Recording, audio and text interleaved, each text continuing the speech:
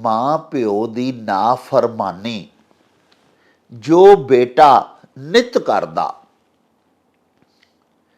ਤੇ ਫਰਜ਼ੰਦੀ ਦਾ ਪਿਆਰ ਨਾ ਰਹਿੰਦਾ, ਕਹਿਣ ਕਿਵੇਂ ਇਹ ਮਰਦਾ। ਸਾਡੀਆਂ ਨਾਫਰਮਾਨੀਆਂ, ਸਰਕਸ਼ੀਆਂ, ਹੁਕਮ ਅਦੂਲੀਆਂ ਵੇਖ ਲਵੋ ਤੇ ਉਹਦੀਆਂ ਰਹਿਮਤਾਂ, ਉਹਦੀਆਂ ਸ਼ਫਕਤਾਂ, ਉਹਦੀਆਂ ਬਖਸ਼ਿਸ਼ਾਂ ਤੇ ਉਸ ਸਤਾਰੁਲ ਅਯੂਬ ਦੇ ਸਾਡੇ ਗੁਨਾਹਾਂ ਦੇ ਉੱਤੇ ਪਰਦੇ ਪਾਣੇ ਵੇਖ ਲਓ। ਮੰਦੇ ਥਾਂ ਲਾਵਾਂ ਜੇ ਮੈਂ ਤੇਰਾ ਦਿੱਤਾ, ਮੰਦੇ ਲਾਏ ਨੂੰ ਵੇਖ ਕੇ ਫੇਰ ਦੇਣਾ, ਨਹੀਂ ਅੰਤ ਮੌਲਾ ਤੇਰੀਆਂ ਦੇਣੀਆਂ ਦਾ, ਜੇ ਮੈਂ ਪਾ ਮੰਗਣਾ ਤੇ ਤੂੰ ਸੇਰ ਦੇਣਾ। ਸਰਦੀ ਹੈ ਗਾੜੀ ਤੋਂ, ਹਾਂਜੀ, ਤੇ ਘੋੜੇ ਦੀ ਪਛਾੜੀ ਤੋਂ ਬਚਣਾ ਚਾਹੀਦਾ। ਅਗਾੜੀ ਦਾ ਮਤਲਬ ਅੱਗਾ, ਹਾਂਜੀ, ਅੱਗੇ ਤੋਂ ਨਹੀਂ ਲੰਘਣਾ ਚਾਹੀਦਾ। ਘੋੜਾ ਜਿਹੜਾ ਉਹਦੀ ਪਿਛਾੜੀ, ਘੋੜੇ ਜਿਹੜੇ ਨੇ ਨਾ, ਚੂੰਕਿ ਉਹਦਾ ਡਰ ਹੁੰਦਾ ਵੀ ਕਿਤੇ ਲੱਤਾਂ ਨਾ ਮਾਰ ਦੇਵੇ ਮਗਰੋਂ ਲੰਘਣ ਲੱਗਿਆ। ਜੀ ਉਹ ਤੇ ਜਾਨਵਰ ਏ, ਦੂਜਾ ਕੁਰਸੀ ਤੇ ਬੈਠਾ ਜਾਨਵਰ ਉਹਦੇ ਤੋਂ ਜ਼ਿਆਦਾ ਖਤਰਨਾਕ ਹੈ। ਹਾਂਜੀ, ਇਹਦੇ ਬਾਰੇ ਤਾਂ ਹੀ ਇਹ ਖਾਨ ਕਿਹਾ ਗਿਆ ਨਾ, ਜੇ ਇਨਸਾਨ ਹੋਵੇ ਤੇ ਇਨਸਾਨ ਦਾ ਮਹਿਣਾ ਤੇ ਪਿਆਰ ਕਰਨ ਵਾਲਾ। ਜੁਆਈ, ਹਾਂਜੀ, ਜੁਆਂ ਦੀ ਛਾਂ, ਹਾਂਜੀ, ਨਾ ਬਵੇ ਕੁੱਤਾ ਤੇ ਨਾ ਬਵੇ ਕਾਂ। ਹਾਂ, ਜਵਾਂ ਜਿਹੜੀ ਹੈ ਨਾ ਇੱਕ ਬੂਟੀ ਹੁੰਦੀ ਹੈ ਛੋਟੇ ਛੋਟੇ ਪੱਤਰਾਂ ਵਾਲੀ, ਜਿਹਨੂੰ ਕੰਡੇ ਜ਼ਿਆਦਾ ਹੁੰਦੇ ਨੇ ਜੀ, ਤੇ ਉਹਦਾ ਜਿਹੜਾ ਕੱਦ ਹੈ ਨਾ ਵੱਧ ਤੋਂ ਵੱਧ ਵੀ 2 ਫੁੱਟ ਨਹੀਂ ਹੁੰਦਾ, 1.5 ਫੁੱਟ ਵੀ ਨਹੀਂ ਹੁੰਦਾ। ਜਵਾਈ ਜਿਹੜਾ ਧੀ ਦੇ ਕੇ ਜਵਾਈ ਬਣਾਈਦਾ, ਇਹ ਵੀ ਅਖਾਣ ਹੈ ਕਿ ਧੀ ਦੇ ਕੇ ਤੇ ਜਵਾਈ ਬਣਾਈਦਾ। ਨਾ ਉਹਦੀ ਛਾਂ ਹੈ, ਨਾ ਉਹਦੇ ਥੱਲੇ ਕੁੱਤਾ ਵੀ ਬਹਿ ਸਕਦਾ, ਹਾਂਜੀ, ਤੇ ਕਾਂ ਵੀ ਨਹੀਂ ਬਹਿ ਸਕਦਾ। ਕਿਸੇ ਦੇ ਵਿੱਚ ਫੁੱਟ ਦਾ ਬੰਦਾ ਹੁੰਦਾ, ਉਂਝ ਉਹਦਾ ਕੱਦ 6 ਫੁੱਟ ਹੁੰਦਾ ਤੇ ਅੰਦਰ ਫੁੱਟ ਵੀ ਨਹੀਂ ਹੁੰਦਾ, ਕਿਸੇ ਦਾ 2 ਫੁੱਟ ਦਾ ਹੁੰਦਾ।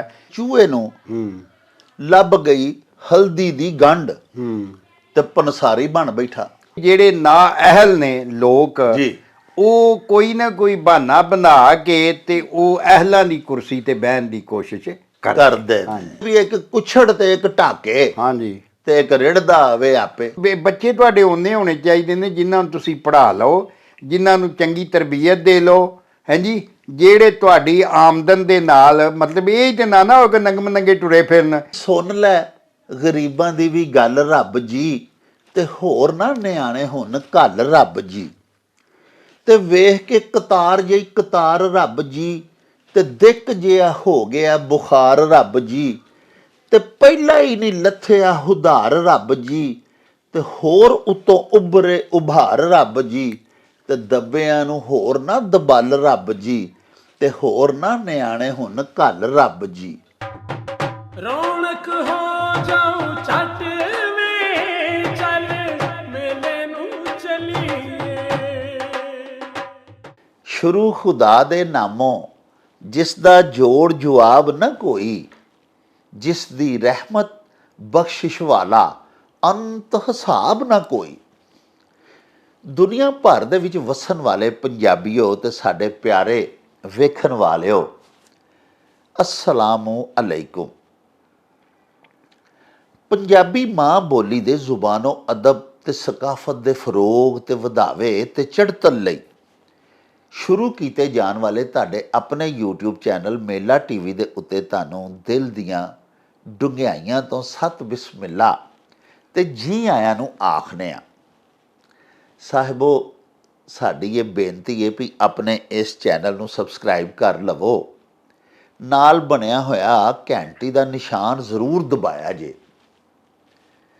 ਪਿਆਰਿਓ, ਸਾਡੇ ਵਲੌਗਸ ਨੂੰ ਲਾਈਕ ਤੇ ਸ਼ੇਅਰ ਵੀ ਕਰਿਆ ਕਰੋ, ਤੇ ਆਪਣੇ ਕਮੈਂਟਸ ਸਾਨੂੰ ਜ਼ਰੂਰ ਭਿਜਵਾਇਆ ਕਰੋ, ਜਿਹੜੇ ਕਿ ਸਾਡੇ ਲਈ ਬੜੀ ਹਲਾਸ਼ੇਰੀ ਦਾ ਮੂਜਬ ਹੁੰਦੇ ਨੇ, ਤੇ ਨਾਲੇ ਅਸੀਂ ਤੁਹਾਡੇ ਕਮੈਂਟਸ ਦੇ ਚਾਨਣੇ ਆਪਣੀ ਗੱਲਬਾਤ ਨੂੰ ਮਜ਼ੀਦ ਸ਼ਿੰਗਾਰਨ, ਸਵਾਰਨ ਤੇ ਨਿਖਾਰਨ ਦਾ ਆਰ ਤੇ ਯਤਨ ਵੀ ਕਰਦੇ ਰਹਿੰਦੇ ਹਾਂ। ਪਿਆਰਿਓ, ਕੈਨੇਡਾ ਦੇ ਸ਼ਹਿਰ ਟੋਰਾਂਟੋ ਤੋਂ ਸਾਡੇ ਇੱਕ ਬੜੀ ਹੇਜਲੇ ਦਰਸ਼ਕ ਅਬਦੁਲ ਗਫੂਰ ਮੁਬਸ਼ਰ ਸਾਹਿਬ, ਉਹਨਾਂ ਹਜ਼ੂਰ ਮੀਆਂ ਮੁਹੰਮਦ ਬਖਸ਼ ਦੇ ਕੁਝ ਅਸ਼ਆਰ ਸਾਨੂੰ ਭਿਜਵਾਏ ਨੇ। ਉਹ ਅਸ਼ਆਰ ਇਸ ਤਰ੍ਹਾਂ ਨੇ ਵੀ ਮਾਂ ਪਿਓ ਦੀ ਨਾਫਰਮਾਨੀ ਜੋ ਬੇਟਾ ਨਿਤ ਕਰਦਾ ਤੇ ਫਰਜ਼ੰਦੀ ਦਾ ਪਿਆਰ ਨਾ ਰਹਿੰਦਾ, ਕਹਿਣ ਕਿਵੇਂ ਇਹ ਮਰਦਾ। ਤੇ ਸੱਜਣ ਭੈਣ ਭਰਾ ਨਾ ਹੋਵਨ, ਰਾਜ਼ੀ ਜਿਸ ਭਰਾਓਂ, ਘਰ ਆਏ ਦਾ ਕਰਨ ਨਾ ਆਦਰ, ਕੱਪਣ ਉਸਨੀਆਂ ਵਾਹੋਂ। ਤੇ ਦੋਸਤ ਯਾਰ ਕਿਸੇ ਦਾ ਇੱਕ ਦਿਨ ਆਦਰ ਭਾ ਨਾ ਹੋਵੇ, ਫੇਰ ਉਹ ਮੁਖ ਵਿਖਾਂਦਾ ਨਾਹੀਂ, ਯਾਰੀ ਥੀ ਹੱਥ ਧੋਵੇ।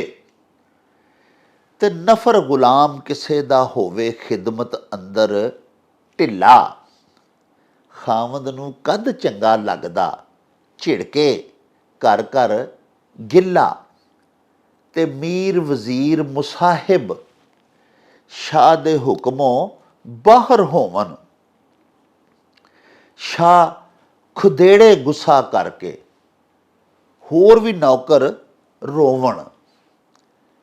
ਤੇ ਵਾਹ ਵਾਹ ਖਾਲਕ ਬਖਸ਼ਣਹਾਰਾ, ਤੱਕ ਤੱਕ ਐਡ ਗੁਨਾਹਾਂ, ਇੱਜ਼ਤ ਰਿਜ਼ਕ ਨਾ ਖੱਸੇ ਸਾਡਾ, ਦਿੰਦਾ ਹੈ ਫੇਰ ਪਨਾਵਾਂ। ਸਾਹਿਬੋ, ਇਹ ਬੜਾ ਹੀ ਖੂਬਸੂਰਤ, ਬੜੇ ਹੀ ਮੱਤ ਭਰੇ, ਸਬਕ ਆਮੋਜ਼, ਨਸੀਹਤ ਆਮੋਜ਼ ਹਜ਼ਰਤ ਮੀਆਂ ਮੁਹੰਮਦ ਬਖਸ਼ ਸਾਹਿਬ ਆਰਿਫ ਖੜੀ ਰੂਮੀਏ ਪਾਕਿਸਤਾਨ ਦੇ ਸ਼ੇਰ ਨੇ। ਫਰਮਾਉਂਦੇ ਨੇ ਵੀ ਮਾਂ ਪਿਓ ਦੀ ਨਾਫਰਮਾਨੀ ਜੋ ਬੇਟਾ ਨਿਤ ਕਰਦਾ, ਮਾਂ ਪਿਓ ਸੱਕੇ ਦਾ ਨਾਫਰਮਾਨ ਜਿਹੜਾ ਬੇਟਾ ਹੋਵੇ, ਉਹਨੂੰ ਉਹਦੇ ਸੱਕੇ ਮਾਂ ਪਿਓ ਵੀ ਪਸੰਦ ਨਹੀਂ ਕਰਦੇ। ਉਹ ਵੀ ਆਖਦੇ ਨੇ ਕਿ ਯਾ ਅੱਲਾ ਇਹ ਕਿਤੇ ਮਰ ਜਾਏ, ਮਗਰੋਂ ਲੱਥ ਜਾਏ, ਬਦ ਦੁਆਈ ਦਿੰਦੇ ਨੇ। ਠੀਕ ਹੈ, ਮਾਂ ਪਿਓ ਦੀਆਂ ਬਦ ਦੁਆਵਾਂ ਲੱਗਦੀਆਂ ਨਹੀਂ, ਲੇਕਿਨ ਉਹਦੇ ਤੋਂ ਰਾਜ਼ੀ ਨਹੀਂ ਹੁੰਦੇ। ਇਸੇ ਤਰ੍ਹਾਂ ਹੀ ਸੱਜਣ ਭੈਣ ਭਰਾ, ਹਜ਼ੂਰ ਮੀਆਂ ਸਾਹਿਬ ਫਰਮਾਉਂਦੇ ਨੇ ਵੀ ਇੱਕ ਦਿਨ ਕਿਸੇ ਸੱਜਣ ਨਾਲ ਜਾਓ ਤੇ ਤੁਹਾਡੀ ਸਹੀ ਤਰ੍ਹਾਂ ਇੱਜ਼ਤ ਆਬਰੂ ਨਾ ਕਰੇ, ਤੁਹਾਨੂੰ ਜੀ ਆਇਆਂ ਨੂੰ ਨਾ ਆਖੇ, ਤੁਸੀਂ ਮੁੜ ਕੇ ਉਹਨੂੰ ਮੂੰਹ ਤੱਕ ਨਹੀਂ ਵਹਾਉਂਦੇ ਔਰ ਉਹਦਾ ਵੀ ਨਹੀਂ ਵੇਖਦੇ, ਉਹਦੀ ਸ਼ਕਲ ਵੇਖਣੋਂ ਵੀ ਟੁੱਟ ਜਾਂਦਾ ਬੰਦਾ, ਇੰਨਾ ਗੁੱਸਾ ਲੱਗਦਾ। ਫਿਰ ਨੌਕਰਾਂ ਦਾ ਮਾਮਲਾ ਦੱਸਦੇ ਨੇ ਕਿ ਨਫਰ ਗੁਲਾਮ ਕਿਸੇ ਦਾ ਹੋਵੇ, ਖਿਦਮਤ ਅੰਦਰ ਢਿੱਲਾ, ਯਾਨੀ ਸਹੀ ਤਰ੍ਹਾਂ ਖਿਦਮਾਤ ਦੀ ਬਜਾ ਆਵਰੀ ਨਾ ਕਰੇ, ਹੁਕਮ ਨਾ ਮੰਨੇ ਮਾਲਕ ਦਾ, ਤੇ ਮਾਲਕ ਨੂੰ ਕਦੋਂ ਚੰਗਾ ਲੱਗਦਾ ਹੈ।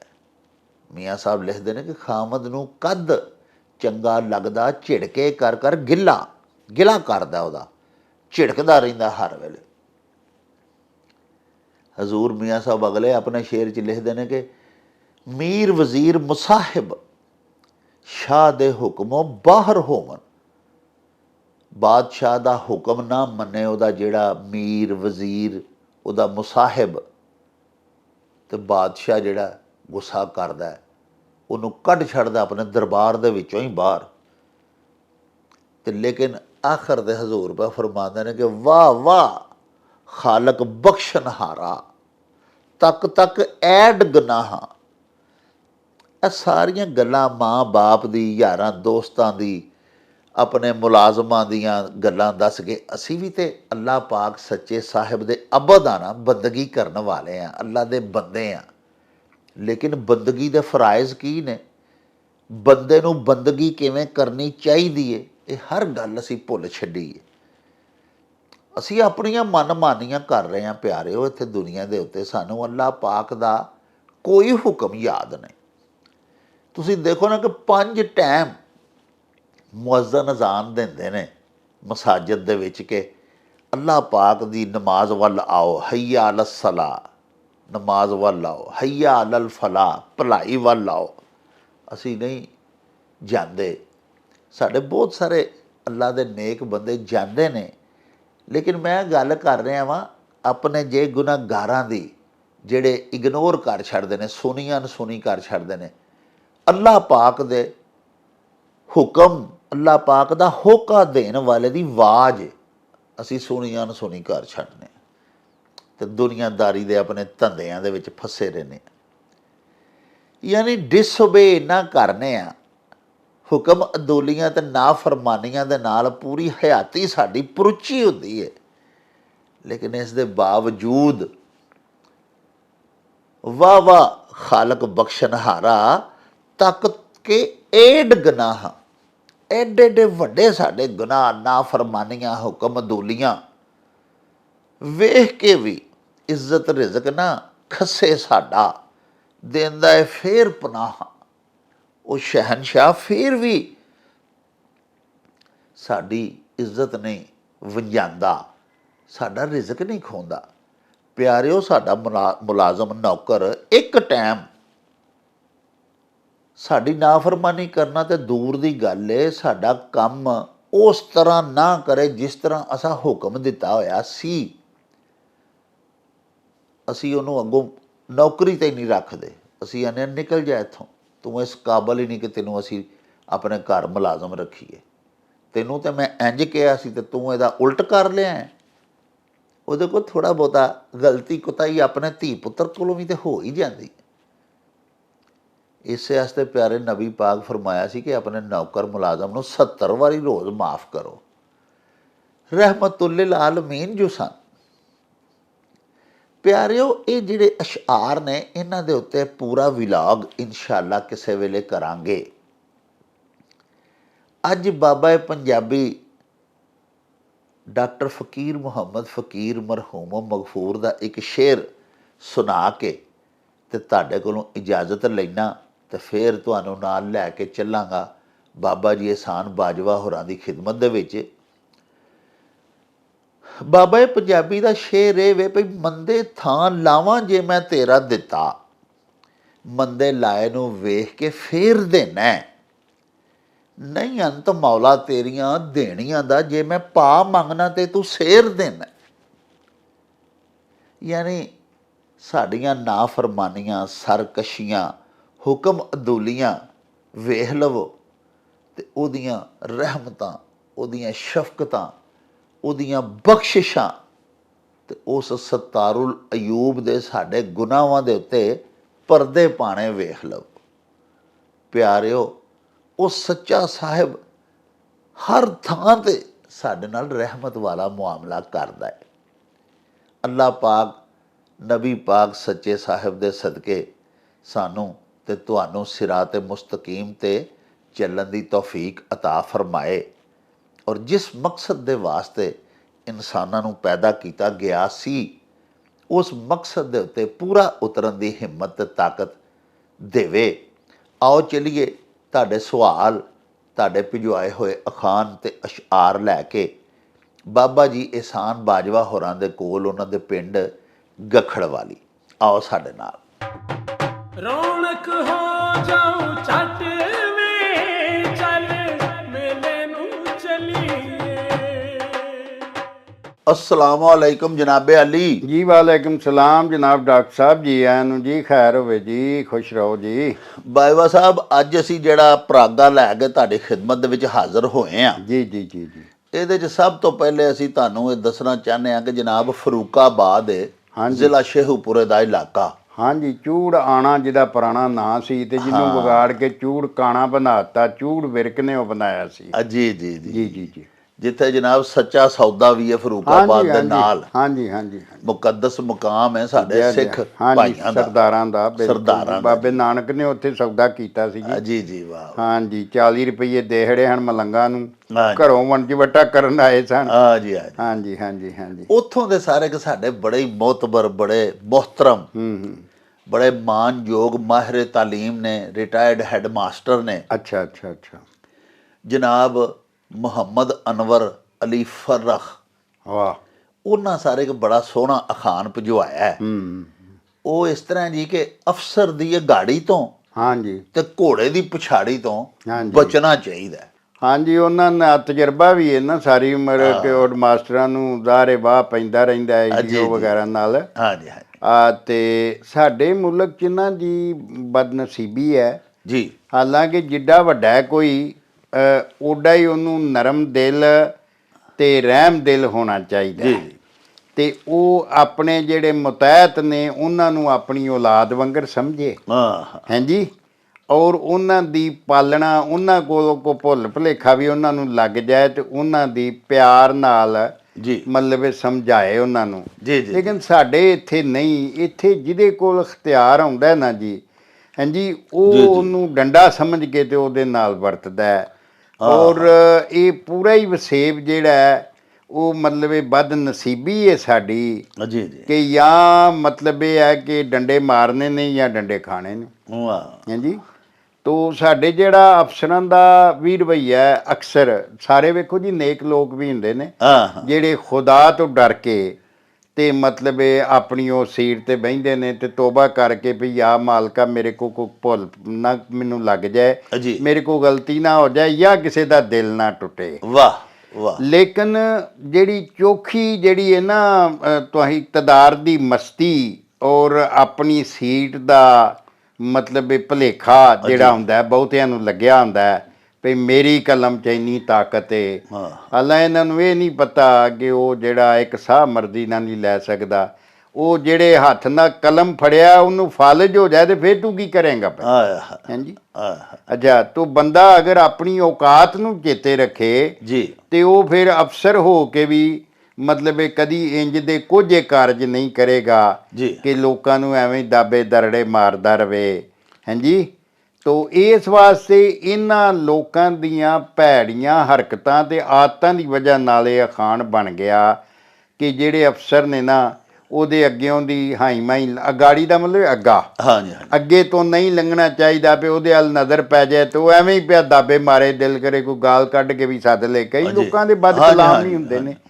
ਤੇ ਘੋੜਾ ਜਿਹੜਾ ਉਹਦੀ ਪਿਛਾੜੀ, ਘੋੜੇ ਜਿਹੜੇ ਨੇ ਨਾ ਚੂੰਕਿ ਉਹਦਾ ਡਰ ਹੁੰਦਾ ਵੀ ਕਿਤੇ ਦਿਲੱਤਾ ਨਾ ਮਾਰ ਦੇਵੇ ਮਗਰੋਂ ਲੰਘਣ ਲੱਗਿਆ, ਇਸ ਵਾਸਤੇ ਉਹਦੇ ਕੋਲੋਂ ਲੰਘਣ ਲੱਗਿਆ ਉਨੀ ਵਾਟ ਤੋਂ ਲੰਘਣਾ ਚਾਹੀਦਾ ਜੇ ਉਹ ਦਿਲੱਤਾ ਮਾਰੇ ਵੀ ਤੇ ਉਹਦੀ ਲੱਤ ਤੁਹਾਡੇ ਸਰੀਰ ਤੱਕ ਨਾ ਅਪੜੇ। ਵਾਹ, ਹਾਂਜੀ, ਬਹੁਤ ਅੱਛਾ। ਤੇ ਉਹ ਆਪ ਉਹਦੇ ਤੋਂ ਬਚਣਾ ਚਾਹੀਦਾ। ਲੇਕਿਨ ਉਹ ਤੇ ਜਾਨਵਰ ਏ, ਦੂਜਾ ਕੁਰਸੀ ਤੇ ਬੈਠਾ ਜਾਨਵਰ ਉਹਦੇ ਤੋਂ ਜ਼ਿਆਦਾ ਖਤਰਨਾਕ ਹੈ।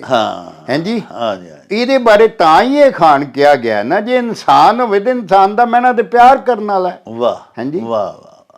ਲੇਕਿਨ ਸਾਡਾ ਜਿਹੜਾ ਸਾਡਾ ਇੱਥੋਂ ਦਾ ਕਰਮਚਾਰੀ ਹੈ ਜਿਹੜਾ ਸਰਕਾਰੀ, ਉਹ ਸਾਡਾ ਨੌਕਰ ਬਣਿਆ ਹੀ ਨਹੀਂ। ਹਾਂਜੀ, ਉਹ ਸਾਡਾ ਕਰਮਚਾਰੀ, ਸਾਡਾ ਕੰਮ ਕਰਨ, ਸਾਡੇ ਤਨਖਾਹਾਂ ਤੋਂ ਪਲਦਾ ਉਹ। ਲੇਕਿਨ ਹੇਠੋਂ ਲੱਗ ਕੇ ਉੱਤੋਂ ਤੱਕ, ਹਾਂਜੀ, ਉਹ ਸਾਡੇ ਕੋਲੋਂ ਤਨਖਾਹਾਂ ਤੇ ਲੈ ਕੇ ਵੇਖੋ ਨਾ, ਜਿਹੜਾ ਤੁਹਾਨੂੰ ਟੁੱਕਰ ਖਵਾਉਂਦਾ ਹੈ ਉਹਦਾ ਤੇ ਤੁਹਾਨੂੰ ਸ਼ੁਕਰਗੁਜ਼ਾਰ ਹੋਣਾ ਚਾਹੀਦਾ। ਲੇਕਿਨ ਉਹਨਾਂ ਨੂੰ ਡਾਂਗਾ ਫੇਰਨ ਡੱਠੇ ਹੋ ਤੁਸੀਂ। ਹਾਂਜੀ, ਤੋ ਇਹ ਜਿਹੜੇ ਮੁਆਸ਼ਰੇ ਤਬਾਹ ਹੋ ਜਾਣੇ ਹੋਣ ਨਾ, ਜਾਂ ਜਿਹੜੇ ਤਬਾਹ ਹੋ ਗਏ ਹੋਣ, ਉਹਨਾਂ 'ਚ ਇਸ ਤਰ੍ਹਾਂ ਦੇ ਹਾਲ ਹੁੰਦੇ ਨੇ। ਹਾਂਜੀ, ਲਓ ਜੀ ਪਿਆਰਿਓ, ਸਾਡੇ ਬੜੇ ਪਿਆਰੇ ਮਿੱਤਰ, ਸਾਡੇ ਮੁਹਤਰਮ ਦਰਸ਼ਕ ਅਨਵਰ ਅਲੀ ਫਰੂਖ ਸਾਹਿਬ, ਜਿਨ੍ਹਾਂ ਦਾ ਤਾਰਫ ਮੈਂ ਤੁਹਾਨੂੰ ਕਰਵਾਇਆ ਕਿ ਰਿਟਾਇਰਡ ਹੈੱਡ ਮਾਸਟਰ ਨੇ, ਮਾਹਿਰ ਤਾਲੀਮ ਨੇ, ਹਜ਼ਾਰ ਤਲਬਾ ਤਾਲਿਬਾਤ ਉਹਨਾਂ ਦੇ ਸ਼ਾਗਿਰਦਾਨ ਨੇ। ਉਹਨਾਂ ਹੀ ਬੜਾ ਹੀ ਪਿਆਰਾ, ਬੜਾ ਮੱਤ ਭਰਿਆ ਇਹ ਅਖਾਣ ਭਿਜਵਾਇਆ ਸੀ, ਜਿਹਦਾ ਵੇਰਵਾ ਬਾਬਾ ਜੀ ਕੀਤਾ ਭਈ ਅਫਸਰ ਦੀ ਅਗਾੜੀ ਤੋਂ ਤੇ ਘੋੜੇ ਦੀ ਪਿਛਾੜੀ ਤੋਂ ਬਚਣਾ ਚਾਹੀਦਾ। ਸਾਹਿਬੋ, ਇਹ ਸਾਡਾ ਸਮਾਜੀ ਵਰਤਾਰਾ ਹੈ। ਇਸੇ ਰਵੱਈਏ ਤੋਂ ਹੀ ਆਫੀਸਰਸ ਨੂੰ ਅਸੀਂ, ਜਿਹੜੇ ਬਿਊਰੋਕਰੇਟਸ ਵੀ ਅਖਵਾਉਂਦੇ ਨੇ, ਉਹਨਾਂ ਨੂੰ ਅਫਸਰਸ਼ਾਹੀ ਅਸੀਂ ਆਖਦੇ ਹਾਂ। ਯਾਨੀ ਅਫਸਰ ਜਿਹੜੇ, ਜਿਨ੍ਹਾਂ ਨੂੰ ਅੱਲਾਹ ਪਾਕ ਨੇ ਅਫਸਰ ਬਣਾ ਦਿੱਤਾ, ਸਭ ਤੋਂ ਪਹਿਲੀ ਮਿਹਰ ਤੇ ਅੱਲਾਹ ਪਾਕ ਦੀ ਹੁੰਦੀ ਹੈ।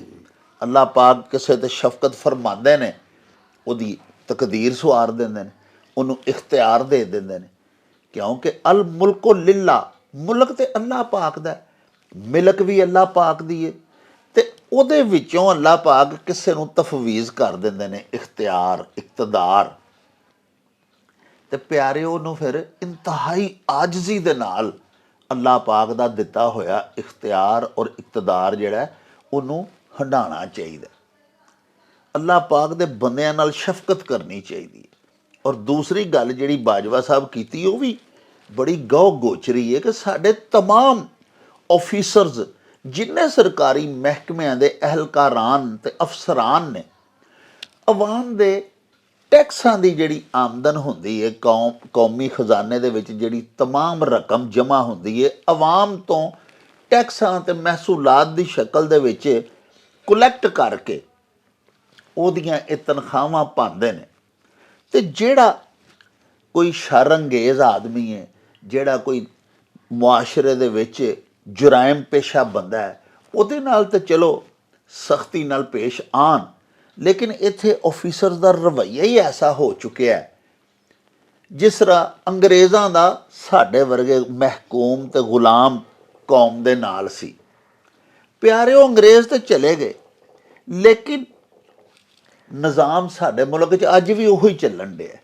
ਇਸ ਤੋਂ ਆਖਿਆ ਗਿਆ ਹੈ ਭਈ ਇਹਨਾਂ ਅਫਸਰਾਂ ਦੀ ਇਹ ਗਾੜੀ ਮਤਲਬ ਇਹਨਾਂ ਦੇ ਅੱਗੋਂ ਦੀ ਲੰਘੋ ਹੀ ਨਾ, ਬਜਾਏ ਇਹਦੇ ਕਿ ਕਿਸੇ ਮਤਹਿਤ ਨੂੰ ਵੇਖ ਕੇ ਉਹਦੀ ਸੁਣਵਾਈ ਕਰੇ, ਉਹਦਾ ਕੋਈ ਮਸਲਾ ਹੈ ਉਹਨੂੰ ਹੱਲ ਕਰ ਦੇਵੇ।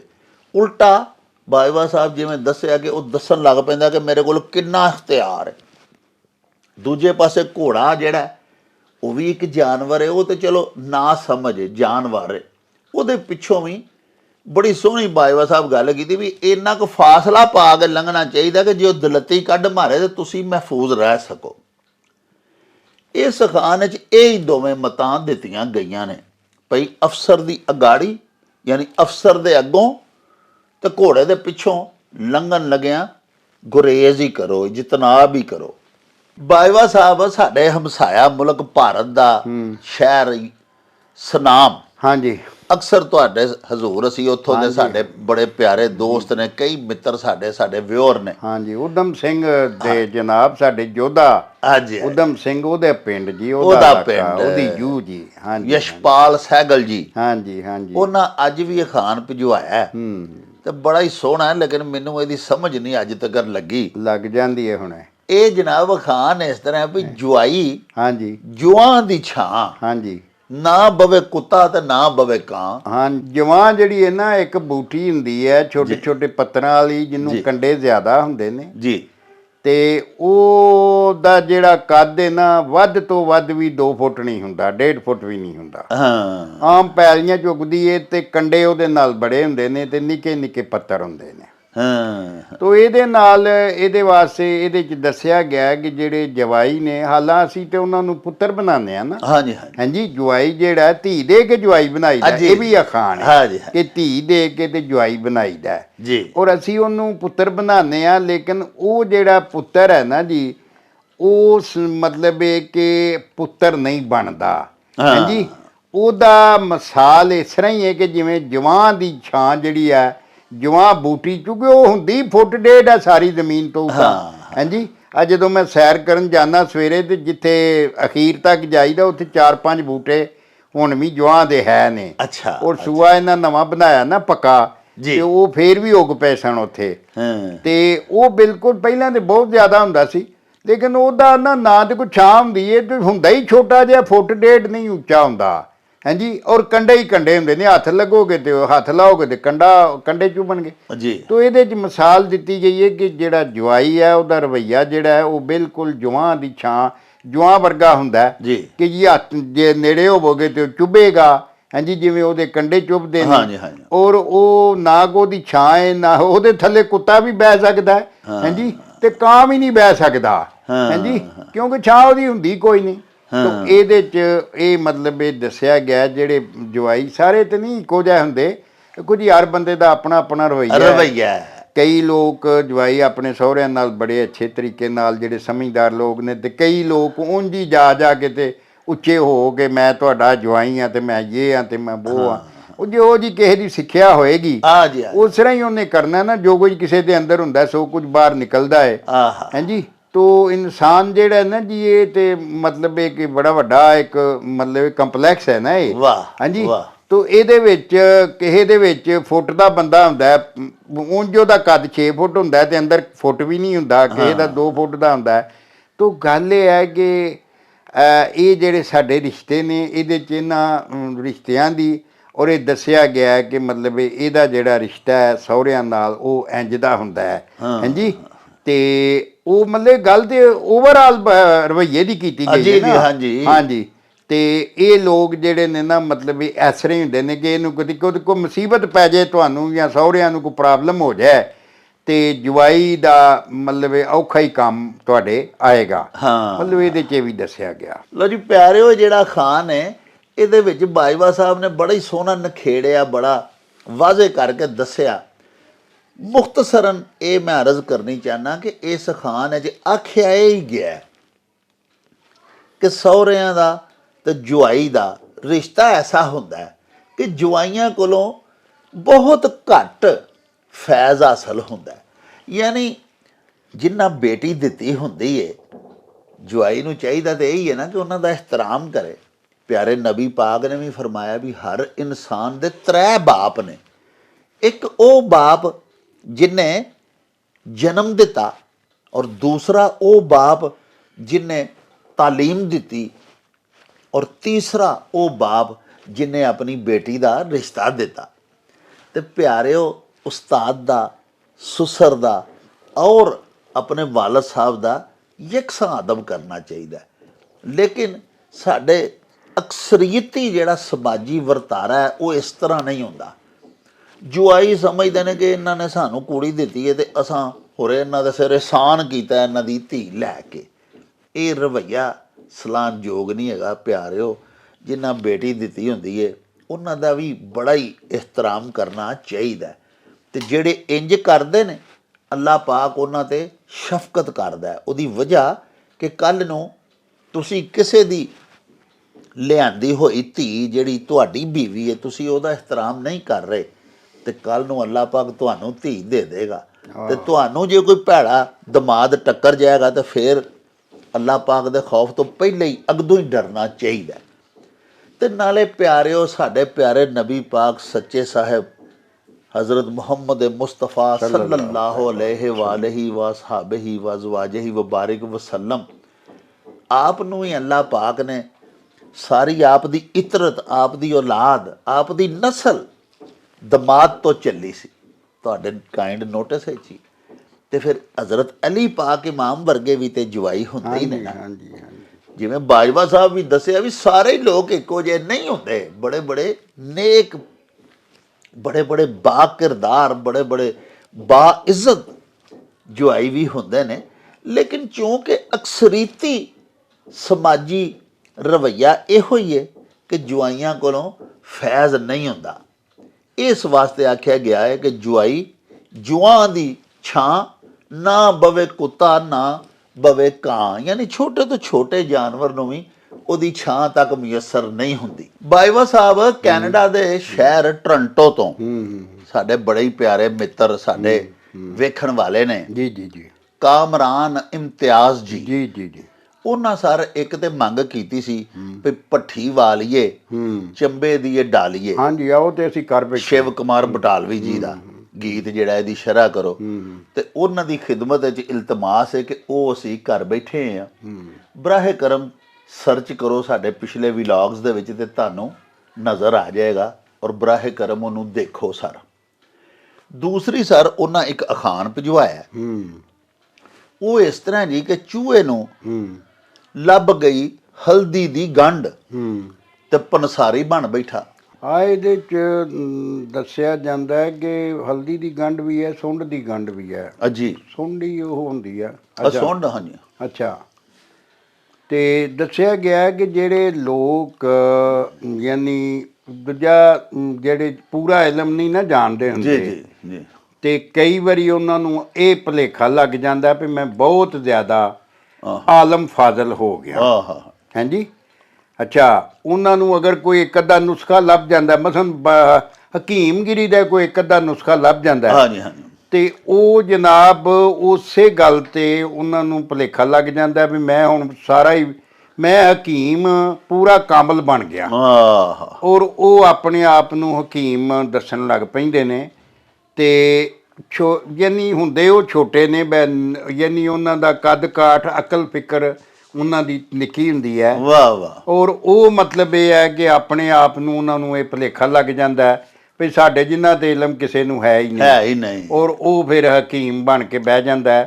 ਇਹਦੇ 'ਚ ਦੱਸਿਆ ਜਾਂਦਾ ਹੈ ਕਿ ਜਿਹੜੇ ਛੋਟੇ ਯਾਨੀ ਫਿਤਰਤ ਦੇ ਲੋਕ ਨੇ, ਨਿੱਕੀ ਫਿਤਰਤ ਦੇ ਜਾਂ ਮੰਦੀ ਫਿਤਰਤ ਦੇ, ਉਹ ਲੋਕ ਮਤਲਬ ਇਹ ਵੇ ਕਿ ਕਿਸੇ ਨਾ ਕਿਸੇ ਬਹਾਨੇ ਨਾਲ ਕੋਈ ਨਾ ਕੋਈ ਦਾਅ ਦੱਪਾ ਲਾ ਕੇ ਕੋਸ਼ਿਸ਼ ਕਰਦੇ ਨੇ ਕਿ ਅਸੀਂ ਉਹਨਾਂ ਦੀ ਥਾਂ ਮੱਲੀਏ ਜਿਹੜੇ ਇਲਮ ਗਿਆਨੀ ਨੇ ਔਰ ਇਲਮ ਦੇ ਵਿੱਚ ਉੱਚ ਗਿਆਨੀ ਨੇ, ਕਿ ਉਹਨਾਂ ਦੀ ਕੁਰਸੀ ਤੇ ਕਿਸੇ ਨਾ ਕਿਸੇ ਤਰੀਕੇ ਨਾਲ ਬਹਿ ਜਾਈਏ।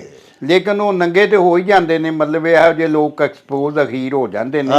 ਔਰ ਵੇਖੋ ਨਾ, ਜਿਨਸਾਂ ਆਪਣਾ ਆਪਣਾ ਜ਼ੋਰ ਦੱਸਣ ਜਦੋਂ ਉਖਲੀ ਗੱਤ ਛਿੜੀਂਦੀਆਂ ਨਹੀਂ, ਹਰ ਸ਼ੈ ਆਪਣੀ ਮਤਲਬ ਇਹ ਸਿਫਤ ਦੱਸ ਦਿੰਦੀ ਹੈ। ਔਰ ਇੰਜ ਦੇ ਹਕੀਮ ਜਦੋਂ ਕਿਸੇ ਨੂੰ ਕੋਈ ਪੁੱਠਾ ਕੁਸ਼ਤਾ ਖਵਾ ਦਿੰਦੇ ਨੇ ਤੇ ਬਾਅਦ ਚ 302 ਦਾ ਪਰਚਾ ਵੀ ਉਹਨਾਂ ਤੇ ਹੀ ਹੁੰਦਾ ਹੈ। ਇਹੋ ਜਿਹੇ ਸਰ ਹਕੀਮਾਂ ਵਾਸਤੇ ਤੇ ਬਣਿਆ ਨਾ ਵੀ ਨੀਮ ਹਕੀਮ ਤੇ ਖਤਰਾ ਜਾਨ। ਨੀਮ ਹਕੀਮ ਤੇ ਖਤਰਾ ਜਾਨ ਤੇ ਅੱਗੋਂ ਵੀ ਹੈ ਕੋਈ ਥੋੜਾ ਜਿਹਾ। ਹਾਂ ਜੀ, ਨੀਮ ਮੁੱਲਾ ਖਤਰਾ ਈਮਾਨ। ਹਾਂਜੀ ਹਾਂਜੀ। ਤੋ ਗੱਲ ਇਹ ਵੇ ਕਿ ਨੀਮ ਕਿਸੇ ਵੀ ਕੰਮ ਦਾ ਨਹੀਂ ਹੋਣਾ ਚਾਹੀਦਾ। ਬੰਦਾ ਜਿਹੜਾ ਵੀ ਕੰਮ ਕਰੇ ਉਹਦਾ ਪੂਰਾ ਉਹ ਮਹਾ ਗਿਆਨੀ ਹੋਣਾ ਚਾਹੀਦਾ। ਹਾਂਜੀ, ਜਦੋਂ ਬਾਈਵਾ ਸਾਹਿਬ ਬੁੱਲੇ ਸ਼ਾਹ ਜਿਵੇਂ ਫਰਮਾਇਆ, ਮੈਂ ਪਾਪ ਪੜਿਆਂ ਤੋਂ ਡਰਦਾ। ਹਾਂਜੀ ਹਾਂਜੀ, ਬੁੱਲੇ ਸ਼ਾਹ ਵੀ ਲਿਖਿਆ ਨਾ, ਮੈਂ ਪਾਪ ਪੜਿਆ ਤੋਂ ਡਰਦਾ ਹਾਂ। ਹਾਂਜੀ, ਮੁੱਲਾ ਮੈਨੂੰ ਅਲਫ ਪੜਾਇਆ, ਅਲਫੋਂ ਅੱਗੇ ਕੁਝ ਨਾ ਆਇਆ, ਬੇ ਪਕਾਰਦਾ ਹੀ ਮੁੱਲਾ ਮੈਨੂੰ ਮਾਰਦਾ ਹੀ। ਤੋ ਗੱਲ ਇਹ ਹੈ ਕਿ ਪਾਪ ਪੜਿਆ ਨਹੀਂ ਸਾਰਾ ਵਿਗਾੜ ਪਾਇਆ।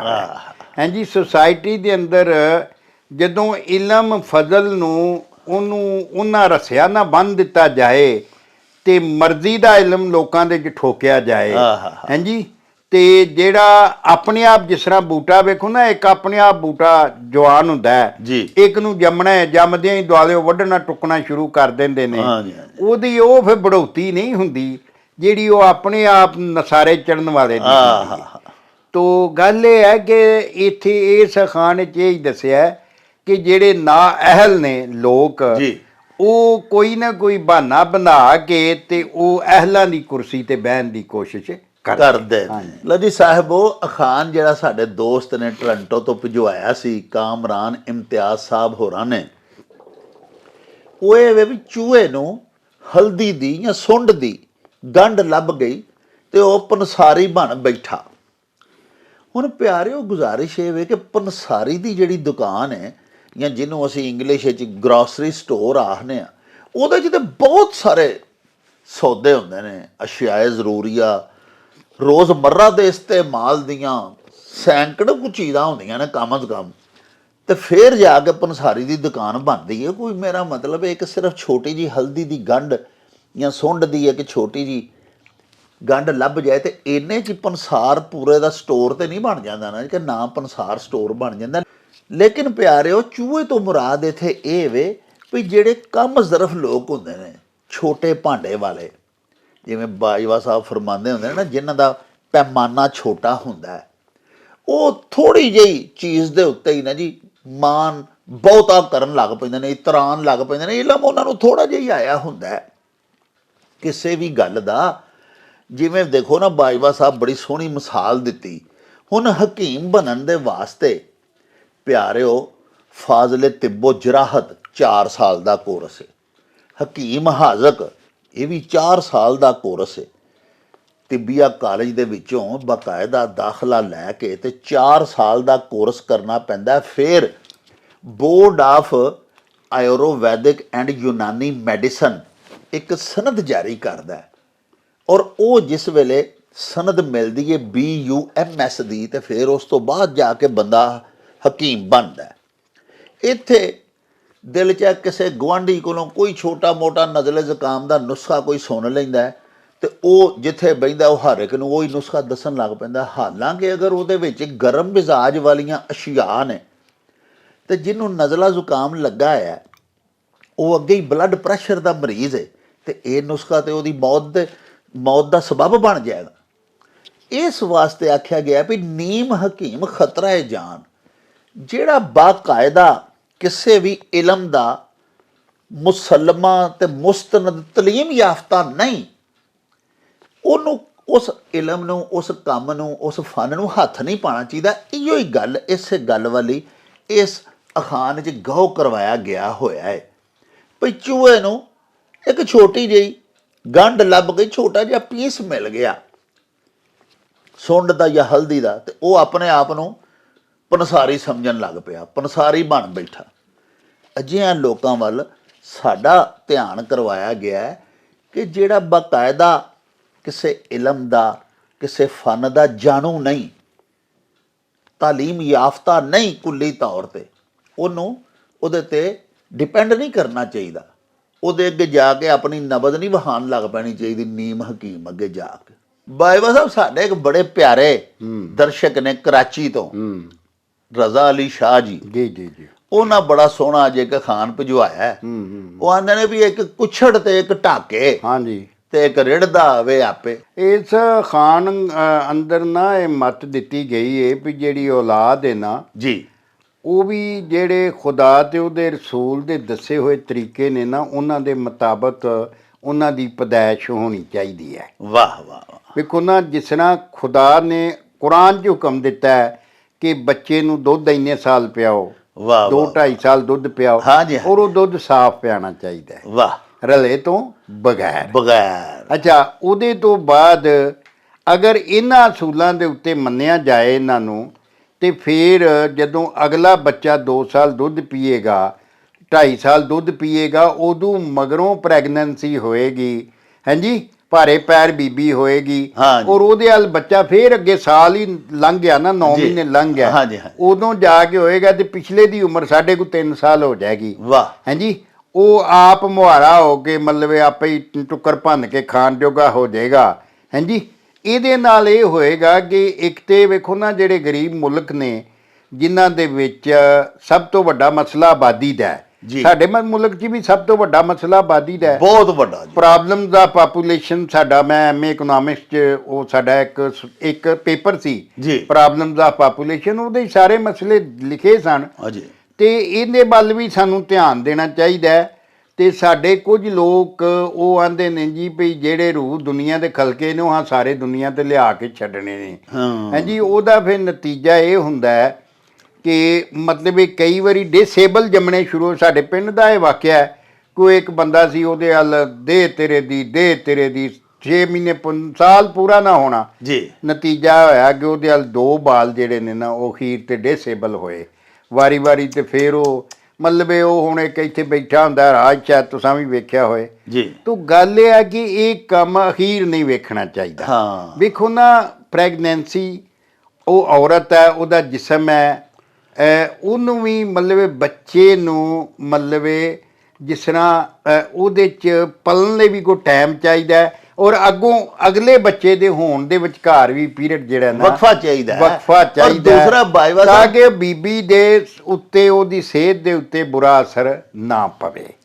ਲੇਕਿਨ ਇੱਥੇ ਸਾਡਾ ਤੇ ਨੜੀ ਗੱਟਾ ਜਿਹੜਾ ਉਹ ਤੇ ਜਿਸ ਤਰ੍ਹਾਂ ਦਾ ਹੈ, ਔਰ ਉੱਤੋਂ ਸਾਡੇ ਜਿਹੜੇ ਸਾਡੇ ਧਰਮਾਂ ਦੇ ਜਿਹੜੇ ਪ੍ਰਚਾਰਕ ਲੋਕ ਨੇ ਉਹਨਾਂ ਦਾ ਵੀ ਆਪਣਾ, ਉਹ ਵੀ ਕਿਸੇ ਮਾਮਲੇ 'ਚ ਕਲੀਅਰ ਮਾਈਂਡਡ ਨਹੀਂ ਜੀ। ਅੱਛਾ, ਉਹਦੀ ਵਜ੍ਹਾ ਨਾਲ ਨਾ ਜੇ ਕੋਈ ਗੱਲ ਇਸ ਤਰ੍ਹਾਂ ਦੀ ਕਰੋ ਤੇ ਫਿਰ ਉਹਦੇ ਦੂਜੇ ਖਿਲਾਫ ਟੁਰ ਪੈਂਦੇ ਨੇ, ਔਰ ਇਹਦੇ ਨਾਲ ਫਿਰ ਉਹ ਮਿਸਾਲਾਂ ਦੇਈ ਜਾਂਦੇ ਨੇ। ਲੇਕਿਨ ਬੰਦੇ ਨੂੰ ਆਪਣੇ ਮੁਲਕ ਦੇ ਹਾਲਾਤ ਆਪਣੇ ਵੇਖੋ ਨਾ, ਕਿਸੇ ਵੇਲੇ ਜੰਗਾਂ ਲੱਗ ਜਾਣ ਤੇ ਆਬਾਦੀ ਮਰ ਜਾਏ ਬਹੁਤ ਜ਼ਿਆਦਾ, ਤੇ ਨਵੀਂ ਬਹੁਤੀ ਆਬਾਦੀ ਦੀ ਲੋੜ ਹੁੰਦੀ ਹੈ, ਉਸ ਵੇਲੇ ਤੁਸੀਂ ਇਹ ਕੰਮ ਕਰ ਲਓ ਤਾਂ ਕਿ ਤੁਹਾਡੀ ਪਾਪੂਲੇਸ਼ਨ ਜ਼ਿਆਦਾ ਹੋ ਜਾਏ। ਲੇਕਿਨ ਤੁਹਾਡੀ ਅੱਗੇ ਹੀ ਜਦੋਂ ਕਰਾਊਡ ਹੋ ਗਿਆ, ਤੁਹਾਡੇ ਵਸੀਲੇ ਆਮਦਨ ਦੇ ਘੱਟ ਨੇ, ਹਾਂਜੀ, ਵਸੀਲਾ ਤੇ ਸਿਰਫ ਇਹ ਹੀ ਹੈ ਵੀ ਸਾਲ ਬਾਅਦ ਬੱਚਾ ਜੰਮ ਲੈਣਾ, ਹਾਂਜੀ, ਇਹ ਤੇ ਕੋਈ ਵਸੀਲਾ ਨਹੀਂ ਨਾ। ਉਹਨਾਂ ਨੂੰ ਬੱਚੇ ਤੁਹਾਡੇ ਓਨੇ ਹੋਣੇ ਚਾਹੀਦੇ ਨੇ ਜਿਨ੍ਹਾਂ ਨੂੰ ਤੁਸੀਂ ਪੜ੍ਹਾ ਲਓ, ਜਿਨ੍ਹਾਂ ਨੂੰ ਚੰਗੀ ਤਰਬੀਅਤ ਦੇ ਲਓ, ਹਾਂਜੀ, ਜਿਹੜੇ ਤੁਹਾਡੀ ਆਮਦਨ ਦੇ ਨਾਲ ਮਤਲਬ ਇਹ ਤੇ ਨਾ ਹੋ ਕੇ ਨੰਗੇ ਟੁਰੇ ਫਿਰਨ, ਜਿਸ ਤਰ੍ਹਾਂ ਅਕਸਰ ਹੀ ਬਾਜ਼ਾਰਾਂ ਗਲੀਆਂ ਦੇ ਵਿੱਚ ਟੁਰੇ ਫਿਰਦੇ ਨੇ ਲੋਕੀ, ਹਾਂਜੀ, ਕਿ ਜੰਮ ਸੁੱਟੀ ਜਾਣਾ, ਨਾ ਉਹਦੀ ਪੈਰੀ ਜੁੱਤੀ, ਨਾ ਉਹਦੇ ਲੱਕ ਕੋਈ ਕੱਛਾ, ਹਾਂਜੀ, ਤੋ ਜਿੱਥੇ ਮਰਜ਼ੀ ਉਹਨੇ ਬਹਿ ਰਹਿਣਾ। ਤੋ ਸਾਡਾ ਇੱਕ ਉਹ ਰਿਸ਼ਤੇਦਾਰ ਸੀ ਤੇ ਉਹਦੇ ਵਾਹਵਾ ਕੋਈ 18-19 ਬੱਚੇ ਸਨ ਜੀ। ਤੋ ਮੈਂ ਉਹਨੂੰ ਪੁੱਛਿਆ ਵੀ ਇਹ ਕੀ ਕਰਦੇ ਹੋ ਯਾਰ, ਸਾਡੇ ਕੋਲ ਤੇ 2-3 ਨਹੀਂ ਸਾਂਭੇ ਜਾਂਦੇ। ਤੇ ਉਹਨਾਂ ਦੀਆਂ ਗੱਲਾਂ ਆਂਦੀ, ਉਹਦੀ ਨਾਲ ਦੀ ਆਂਦੀ ਹੈ ਸਵੇਰੇ ਉੱਠਦਿਆਂ ਨੂੰ ਇੱਕ ਚਪੇੜ ਮਾਰੀ ਦੀਏ, ਤੇ ਉਹ ਚਪੇੜ ਖਾ ਕੇ ਤੇ ਬਾਹਰ ਟੁਰ ਜਾਂਦੇ ਨੇ। ਤੋ ਮੈਂ ਰੋਟੀਆਂ ਪਕਾਉਣ ਡੈ ਪੈਂਦੀਆਂ, ਜਦੋਂ ਉਹਨਾਂ ਨੂੰ ਕਿਤੇ ਖੇਡਣ ਡੈ ਪੈਂਦੇ ਨੇ ਵਹਿਣੀਆਂ ਵੂਣੀਆਂ 'ਚ, ਜਦੋਂ ਆਉਂਦੇ ਨੇ ਆ ਕੇ ਰੋਟੀਆਂ ਖਾਈ ਜਾਂਦੇ ਨੇ। ਮਤਲਬ ਇਹ ਕੋਈ ਤਰੀਕਾ ਤੇ ਨਹੀਂ ਨਾ ਖਾਂਦਗੀ, ਔਰ ਹਾਂਜੀ, ਔਰ ਇਹ ਹੂੜ ਮੱਤ ਦਾ ਸਿਲਸਿਲਾ ਹੈ। ਇਹਦੇ ਤੇ ਹੀ ਤੰਜ਼ ਕੀਤੀ ਗਈ ਹੈ ਇਸ ਅਖਾਣ ਵਿੱਚ ਕਿ ਇੱਕ ਕੁੱਛੜ ਤੇ ਇੱਕ ਢਾਕੇ ਤੇ ਇੱਕ ਰਿੜਦਾ ਆਵੇ ਆਪੇ, ਹਾਂਜੀ, ਕਿ ਦੇ ਤੇਰੇ ਦੀ ਮਤਲਬ ਇਸ ਕੰਮ ਦੇ ਹੀ, ਹਾਂਜੀ। ਉਹ ਜਿਵੇਂ ਨਿਜ਼ਾਮਦੀਨ ਮਰਹੂਮ ਨਹੀਂ ਸਨ ਸਾਡੇ ਬੜੇ ਵੱਡੇ ਪੰਜਾਬ ਦੇ ਦਾਨਿਸ਼ਵਰ, ਉਹ ਆਂਦੇ ਨੇ ਇੱਕ ਬੰਦੇ ਨੂੰ ਮੈਂ ਪੁੱਛਿਆ ਵੀ ਤੇਰੇ ਬੱਚੇ ਕਿੰਨੇ ਨੇ, ਉਹਨੇ ਆਖਿਆ 13, ਤੇ ਮੈਂ ਇਹ ਹੱਸ ਪਿਆ, ਤੇ ਉਹ ਆਂਦਾ ਹੱਸ ਕਾਹਦੇ ਤੋਂ ਪਿਆ, 13 ਸਨ। ਤੇ ਮੈਂ ਆਖਿਆ ਹੁਣ ਕੀ ਹੈ, 9 ਹਯਾਤ ਨੇ, ਤੇ ਮੈਂ ਇਹ ਆਖਿਆ ਫਿਰ ਵਾਹ ਹਯਾਤ ਕਿੰਨੇ ਨੇ। ਲੋ ਜੀ ਪਿਆਰਿਓ, ਰਜ਼ਾ ਅਲੀ ਸ਼ਾਹ ਜੀ ਨੇ ਕਰਾਚੀ ਤੋਂ ਸਾਨੂੰ ਅਖਾਣ ਭਜਵਾਇਆ ਸੀ ਭਈ ਇੱਕ ਕੁੱਛੜ ਤੇ ਇੱਕ ਢਾਕੇ ਤੇ ਇੱਕ ਰਿੜਦਾ ਆਵੇ ਆਪੇ। ਇਸ ਅਖਾਣ ਦੇ ਵਿੱਚ ਬਾਜਵਾ ਸਾਹਿਬ ਫਰਮਾਉਂਦੇ ਨੇ ਕਿ ਸਾਡੇ ਮੁਲਕ ਦੀ ਜਿਹੜੀ ਬੇਮੁਹਾਬਾ ਆਬਾਦੀ ਦੇ ਵਿੱਚ ਇਜ਼ਾਫਾ ਹੈ, ਉਹਦੇ ਉੱਤੇ ਚੋਟ ਕੀਤੀ ਗਈ ਹੋਈ ਹੈ। ਤੁਸੀਂ ਦੇਖੋ ਨਾ ਕਿ ਸਾਡੇ ਮਾਹਿਰੀਨ ਮੁਆਸ਼ਿਆਤ ਵੀ ਆਖਦੇ ਰਹਿੰਦੇ ਨੇ ਹਰ ਰੋਜ਼ ਕਿ ਸਾਡੀ ਵੱਧਦੀ ਹੋਈ ਆਬਾਦੀ ਦਾ ਜਿੰਨ ਸਾਡੇ ਵਸਾਇਲ ਖਾ ਗਿਆ। ਦੂਜਾ ਪਿਆਰਿਓ, ਬਾਜਵਾ ਸਾਹਿਬ ਬੜੀ ਪਿਆਰੀ ਗੱਲ ਕੀਤੀ ਕਿ ਪਿਆਰੇ ਨਬੀ ਪਾਕ ਨੇ ਜਿਹੜਾ ਸਾਨੂੰ ਇੱਕ ਪੂਰਾ ਕੋਡ ਆਫ ਲਾਈਫ ਦਿੱਤਾ ਹੈ, ਉਹਦੇ ਵਿੱਚ ਫਰਮਾਇਆ ਹੈ ਕਿ ਬੱਚਾ ਲੜਕਾ ਹੋਵੇ ਤੇ ਉਹਨੂੰ ਕਿੰਨੇ ਸਾਲ ਮਾਂ ਨੂੰ ਦੁੱਧ ਪਿਆਉਣਾ ਚਾਹੀਦਾ, ਇਸੇ ਤਰ੍ਹਾਂ ਧੀ ਹੋਵੇ ਤੇ ਉਹਨੂੰ ਕਿੰਨੇ ਮੁੱਦਤ ਤੱਕ ਦੁੱਧ ਪਿਆਉਣਾ ਚਾਹੀਦਾ। ਇਹਦੇ ਨਾਲ ਪਿਆਰਿਓ ਮਾਂ ਦੀ ਸਿਹਤ ਵੀ ਬਹੁਤ ਅੱਛੀ ਰਹਿੰਦੀ ਹੈ। 3 ਸਾਢੇ 3 ਸਾਲ ਦਾ ਹਰ ਬੱਚੇ ਦੇ ਦਰਮਿਆਨ ਵਕਫਾ ਪੈ ਜਾਂਦਾ। ਸਾਡੇ ਮੁਲਕ ਦੇ ਵਿੱਚ ਮਿਡਿਆਕਰਸ ਤੇ ਉਦੋਂ ਥੱਲੇ ਜਿਹੜੇ ਤਬਕਾਤ ਵੱਸਦੇ ਨੇ, ਉਹਨਾਂ ਨੂੰ ਮਤਵਾਜ਼ਨ ਗਜ਼ਾ ਦਾ ਬਹੁਤ ਵੱਡਾ ਮਸਲਾ ਹੈ। ਤੇ ਖਵਾਤੀਨ ਬੱਚੇ ਤੇ ਪੈਦਾ ਕਰੀ ਜਾਂਦੀਆਂ ਨੇ, ਲੇਕਿਨ ਖਾਣ ਪੀਣ ਨੂੰ ਉਹਨਾਂ ਨੂੰ ਲੱਭਦਾ ਕੱਖ ਨਹੀਂ। ਜਦੋਂ ਮਾਂ ਨੇ ਕੁਝ ਨਹੀਂ ਖਾਣਾ ਤੇ ਬੱਚੇ ਨੂੰ ਵੀ ਫੀਡਿੰਗ ਕਰਨ ਵਾਸਤੇ ਫਿਰ ਬੜੀ ਤਕਲੀਫ ਔਰ ਆਵਾਜ਼ਾਰੀ ਹੁੰਦੀ ਹੈ। ਸੋ ਇੱਕ ਤੇ ਮਰਦ ਔਰ ਔਰਤ ਦੀ ਤੇ ਔਰ ਬੱਚੇ ਦੀ ਸਿਹਤ ਤੇ ਬੜੇ ਬੁਰੇ ਅਸਰਾਤ ਪੈਂਦੇ ਨੇ। ਦੂਸਰਾ, ਸਾਨੂੰ ਜਿਵੇਂ ਆਖਿਆ ਜਾਂਦਾ ਹੈ ਵੀ ਆਪਣੇ ਜਿੰਨੀ ਆਮਦਨੀ ਹੈ ਉਹਦੇ ਮੁਤਾਬਕ ਆਪਣੇ ਅਖਰਾਜਾਤ ਰੱਖਣੇ ਚਾਹੀਦੇ ਨੇ, ਲੇਕਿਨ ਜਿਹਦੇ ਬੇਤਹਾਸ਼ਾ ਬੱਚੇ ਪੈਦਾ ਹੋ ਜਾਣ, ਉਹ ਫਿਰ ਬੰਦਾ ਕਿਸ ਤਰ੍ਹਾਂ ਆਪਣੇ ਵਸਾਇਲ 'ਚ, ਆਪਣੀ ਆਮਦਨੀ 'ਚ ਤੇ ਆਪਣੇ ਖਰਚਿਆਂ ਦੇ ਵਿੱਚ ਤਵਾਜ਼ਨ ਕਾਇਮ ਕਰੇਗਾ? ਕਦੀ ਵੀ ਨਹੀਂ ਕਰ ਸਕਦਾ।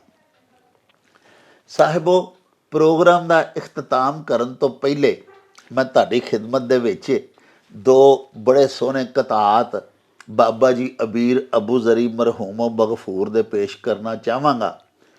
ਇਸੇ ਅਖਾਣ ਬਾਬਤ ਵੱਧਦੀ ਹੋਈ ਸਾਡੀ ਜਿਹੜੀ ਮੁਲਕ ਦੀ ਆਬਾਦੀ ਹੈ, ਉਹਦੇ ਬਾਰੇ ਉਹਨਾਂ ਨੇ ਲਿਖਿਆ ਸੀ ਭਈ ਸੁਣ ਲੈ ਗਰੀਬਾਂ ਦੀ ਵੀ ਗੱਲ ਰੱਬ ਜੀ, ਤੇ ਹੋਰ ਨਾ ਨਿਆਣੇ ਹੁਣ ਘੱਲ ਰੱਬ ਜੀ, ਤੇ ਵੇਖ ਕੇ ਕਤਾਰ ਜਿਹੀ ਕਤਾਰ ਰੱਬ ਜੀ, ਤੇ ਦਿੱਕ ਜਿਹਾ ਹੋ ਗਿਆ ਬੁਖਾਰ ਰੱਬ ਜੀ, ਤੇ ਪਹਿਲਾਂ ਹੀ ਨਹੀਂ ਲੱਥਿਆ ਹੁਧਾਰ ਰੱਬ ਜੀ, ਤੇ ਹੋਰ ਉੱਤੋਂ ਉੱਭਰੇ ਉਭਾਰ ਰੱਬ ਜੀ, ਤੇ ਦੱਬਿਆਂ ਨੂੰ ਹੋਰ ਨਾ ਦਬਲ ਰੱਬ ਜੀ, ਤੇ ਹੋਰ ਨਾ ਨਿਆਣੇ ਹੁਣ ਘੱਲ ਰੱਬ ਜੀ।